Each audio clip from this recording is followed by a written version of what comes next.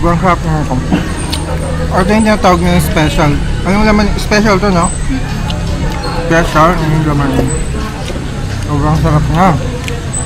Crunchy. Fresh yung gulay sa loob. Tapos may longganisa, may itlog. Meron pang mga ibang gulay.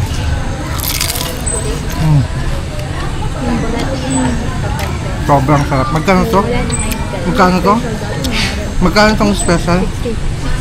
60 pesos per special. 60 pesos lang tapos ang sarap. So, ilan to lahat? Kaya mamaya okay. 100.